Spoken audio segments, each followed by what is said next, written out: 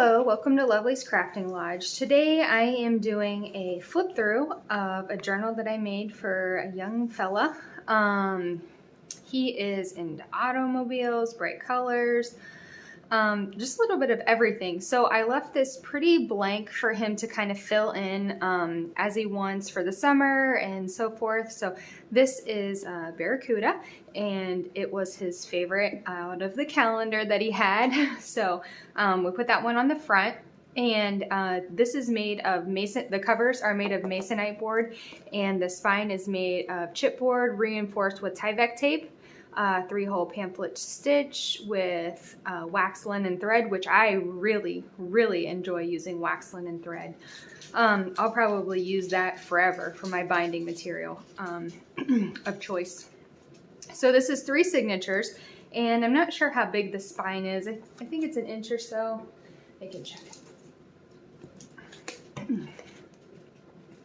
Yeah, it's about 1 3/4 inches. So the tie that I have around this is avocado dyed. It is seam binding, and I avocado dyed it while it was still folded up, so it kind of got into the crevices and things like that. And then when I pulled it out, and then I let it dry in the sun, and then I went through with an iron and ironed it out to be wider and flat, and I just think it looks so neat. It looks like it has like little stripes through it, kind of, but like real subtle.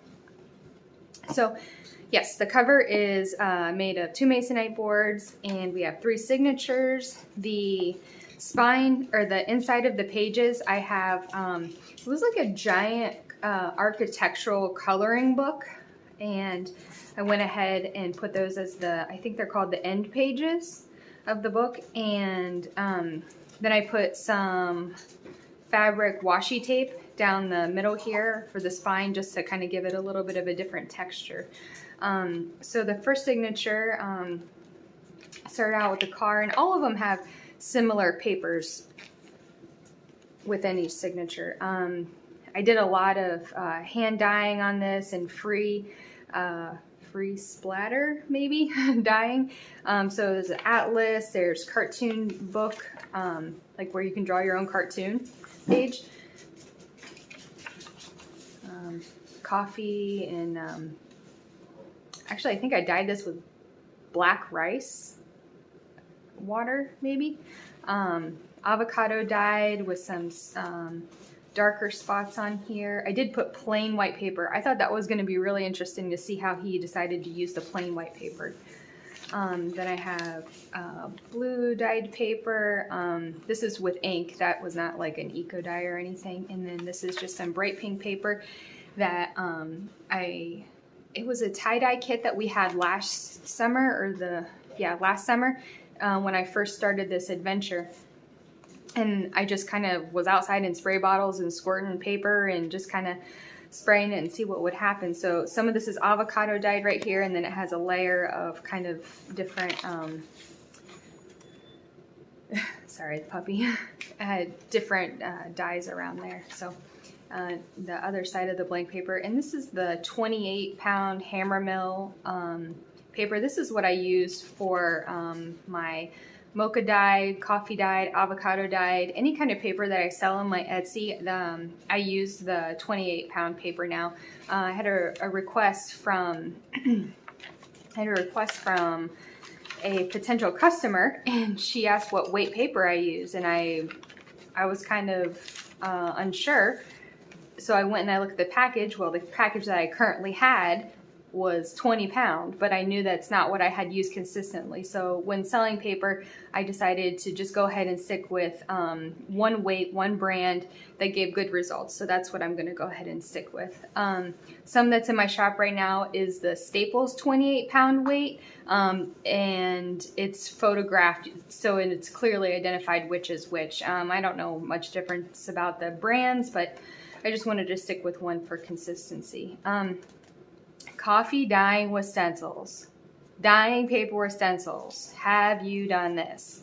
You need to do this. It is so much fun. It's beautiful, beautiful. Yeah, just kind of trying a little bit of everything on these pages and putting it all together. This is an organic chemistry book, and it has some really neat pages in it. So I thought that would be really fun to include. You know, everybody likes, well, not everybody. A lot of folks like science and sciencey stuff, so I thought that would be pretty fun, especially, you know, outdoors and organic and outside, so I thought that would be kind of cool. So you can kind of see peeking through here some of the fabric washi that I used, and then we're on to our next signature. Avocado dyed papers, and like I said, it's the similar of each. It's just I did put them in different order, and you see how it has like the diagrams and everything from the organic chemistry book. That was something that I had never considered until I heard Pam at the Paper Outpost. Look at that pandy, so cute. Pam at the Paper Outpost said, she just casually mentioned in one of her podcasts, you know, oh, organic chemistry books are great. And I thought to myself, why would you, like, why would that even come up? But it's Pam, so of course it came up. Is this spread gorgeous? Is this gorgeous or what? Like, it looks like I had laid a note card here or something. I don't know, but I love it. I love this page. Man, it's hard to use some papers that you really love. But when I'm making the journals more recently, I have been really just, I don't know if you want to say going for it, but, you know, I tried making a digital kit from the papers that I dyed because I was like, oh, I can't use this. It's so pretty. I don't want to use it. But it just never really captures it. You know, I think it's a little bit like photography for me. Like, it's beautiful pictures that you see and take and all this stuff. It never really, you know, holds a flame to the real deal. So I feel like that's maybe my digitals. Maybe my capturing of the paper just never holds a flame to the real deal of the paper. I don't know. Maybe that's just my opinion. But yeah, so I was just like, you know what? I am going to make paper forever because it's ridiculously fun. And I love dyeing paper. It's so much fun. Eventually I will build up to making my own, like, legit full-blown paper, which, oh, cannot wait for that. But until then, yeah, I'm just going to keep dyeing paper. It's going to be, you know, experience and learning and things. I love this little dragon picture. I think that's neat. Yeah, so I can't just hold on to the papers. It's not fun just to hold on to the stuff and not use it and not share it, you know? And, you know, this book might go and sit on a corner and it might, you know, quickly make it to a recycle slash donation slash garbage bin. I don't know. And, you know, you don't know what's going to happen to your journals. And I know I talk about that a lot, not knowing what happens to them. But, you know, and it could go the opposite of that, you know, it could turn into something really extraordinary.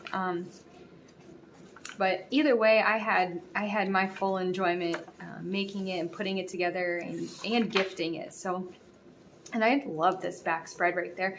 I know sometimes I focus on the center spread that it looks just right or the cover looks just right, but I feel like the end of a book really gives it, you know, it's like it gives it a good closure. So, but the way this flows right here, it makes me feel like it's just as much of a star as any of the other spreads. So I really like how this turned out. I really like the vibe of it. But I just want to give a quick flip through of that and kind of just a little bit of a chat with you. I have a few things that I've been working on, and I will work on those videos soon. It's coming up to be a holiday weekend here for us in the States. So if you are here and you are celebrating, please stay safe, stay well, take care of yourself, take care of each other. But that's all I have today. So I will see you here next time at Lovely's Crafting Watch.